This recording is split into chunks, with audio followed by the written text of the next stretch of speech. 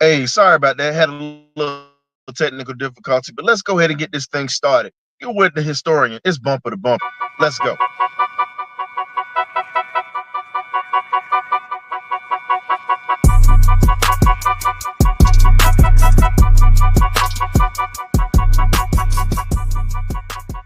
Birdcage. I'm not gonna keep this long. It's gonna be short and sweet today. This is just what it is, man. Let's call a spade a spade. Anybody that has a brain knew that this was coming. Grady Jarrett was at the end of his rope, pretty much. The money that he had, he was not performing up to the standards. A lot of people fall in love with the player, but the thing is, you got to fall in love with the logo at this point. It's logo business before there's player business. Understand that.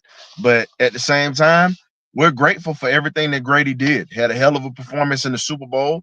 We didn't come through and finish that ball game, and hey, it is what it is. But at this point, to do him his due diligence, send him to a team where he can win.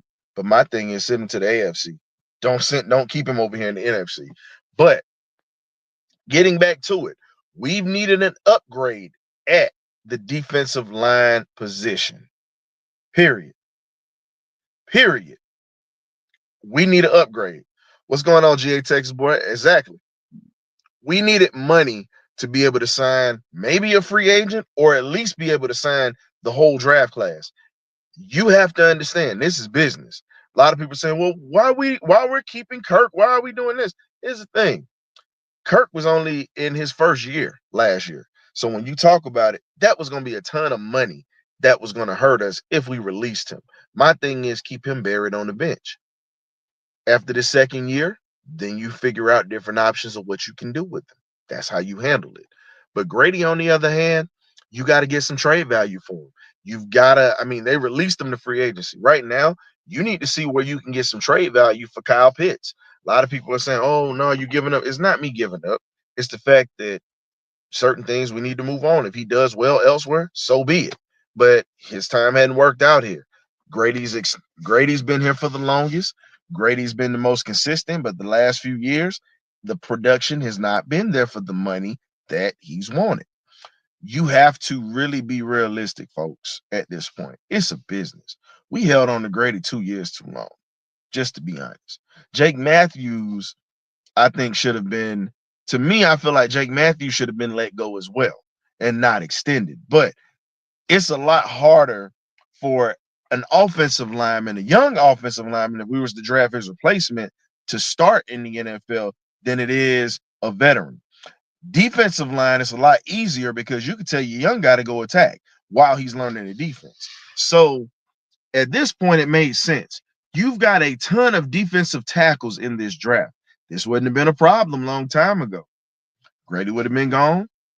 Again, Jalen Carter would have been here, but we decided to go in a whole nother direction. Now, what I will say is this: you have multiple defensive tackles in this draft. There's no way that you make this same dumb mistake at all. At all. Walter Nolan, JJ Pegues, the kid Walker out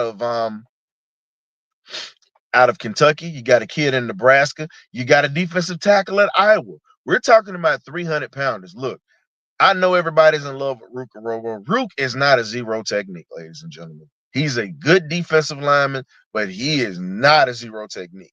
He is not a guy that's going to sit there and control the line of scrimmage. Again, I understand that this was a cap move, but you got to realize it. We need to have a true defensive tackle that's not undersized, that's not just playing with heart. Because here's my thing: at the end of the day, when you get tired, you're still undersized. When you get tired and you got a big body, that's still a big body. Bill Belichick understood that. Say what you want about him. You can say, oh, well, Tom Brady did this and this.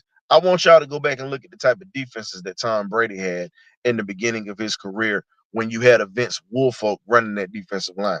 Talking about a 300-pounder that can move. I'll be honest with you. The closest that you're going to get to that is a JJ Pegues or a Walter Nolan at that point. There are so many opportunities for the Falcons to actually get this right. I get we need an edge rusher. I understand it. But your edge rushers aren't doing a damn thing if somebody's not controlling the middle of that pocket. or somebody's not being able to control that line. You've got to get a D lineman, a D tackle in this draft. Period. Period. But again, we don't know which direction the Falcons are going to go. The tea leaves are leading that it's going to be all defense. But again, my thing is, when are you going to let Richie Grant go? That's a little bit of money that you can save. When are you going to put yourself in the position? And all I'm saying is, it's so many opportunities and so many things that at this point, what's going on, Larry? What's going on, everybody in the chat? Thank y'all for coming through. Tap that like button for your boy. All I can say is this: Terry has a chance to make some stuff happen. Period. Period. I mean, I get it. Larry, that Grady is a cap casualty of the Kirk Cousins situation. But here's my thing: we should have let Grady go a long time ago, bro. We wasn't getting that same production that we were getting. He's getting older, and he's not able to carry that load anymore like that. And let's be honest, the defensive lineman that we do have really ain't worth two dead fly smash. Root really didn't show much. He showed flashes this year, but he was hurt. So he can't be a good football player if he's up in Piedmont. I think Rook has the tools to be a good defensive lineman, but I don't think he's going to be a game changer. David Onyemata got to go. He disappeared this year. He stole money for 1 year, and then bam, he was gone. So at this point, the question is this: when are we really going to get serious about this team? All the great teams that are winning championships, that are consistently in the playoffs, they let guys go all the time. Fans are pissed about it, but here's the thing: the way that you fix that is by garnering good players. But yet and still, we continue to draft role players. A lot of people are going to disagree with me with that, but all I'm going to say is this here: I want y'all to tell me, what have we won in this organization outside of 2 NFC championships? Honestly, what have we won? Until we get serious about actually putting things around, but again, we really have to look at the fact that there's opportunity for this team to grow. It's going to be painful, but it's opportunity. But until we can actually get serious in the front office about personnel, about how to scout talent and put guys in a position to where they can be successful by bringing in guys that aren't role players, that are star players, it ain't going to work. It's not going to work. I mean, unfortunately, we're in a defensive loaded draft and we're strapped for cash. We are strapped for cash and we have limited draft picks. It's got to be the most Falcon thing that we have out here, honestly, folks. Now, on this bumper to bumper side of things, I'm speaking from a fan perspective.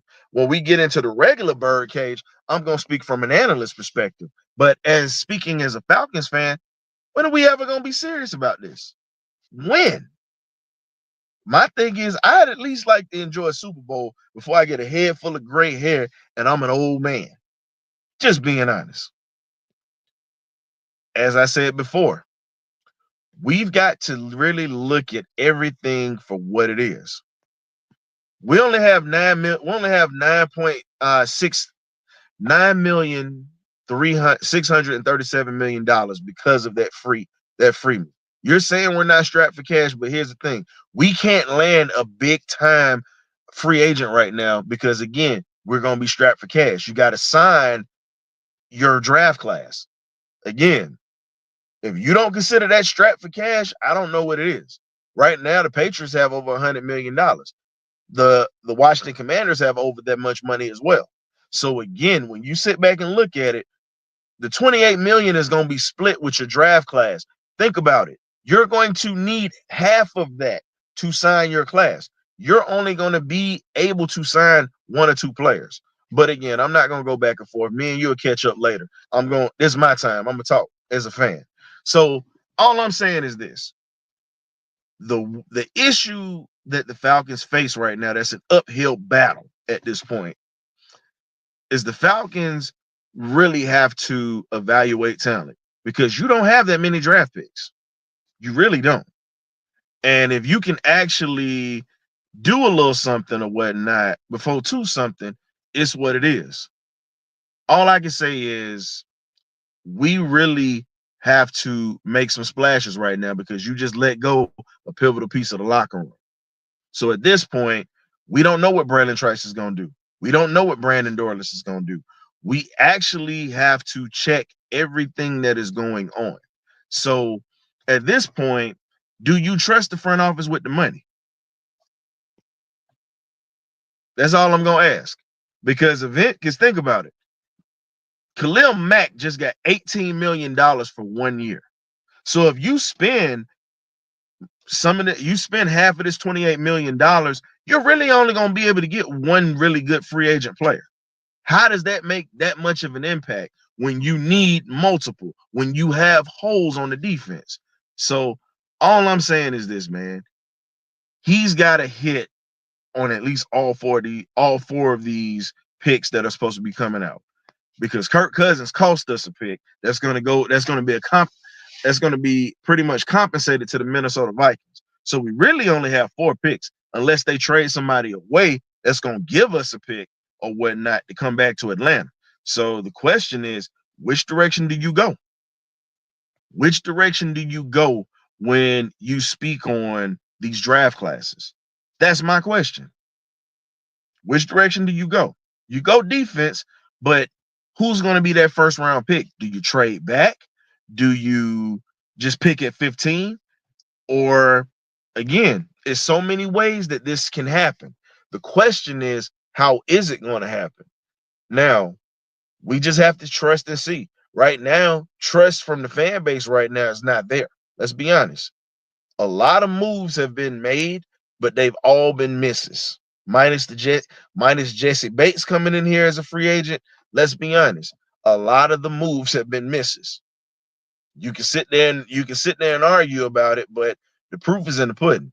You only won one game above your record in 2023. You only got one game above that. So the proof is in the pudding. Regardless of how you put it, regardless of how you see it at this point, the Falcons have not won. That has not translated into wins. Our offseason moves have not. So no matter what numbers you throw out, what rhetoric you throw out, this has to change. That's all I can say. This has to change. No playoff. I mean, look, if you want to say 1 year, it is what it is, but let's keep it a book. We ain't smelling the playoffs. We're not winning the division. So it's really not that much better because the Saints have won the division, so have the Bucks, and they've gone to the playoffs during those 7 years while we've sat on our asses at home. So again, it's not better than the last 7 years. But again, this is what we mean when we say there's too much mediocrity and everybody accepts mediocrity. And no one wants to sit back and actually say that this team has had a problem.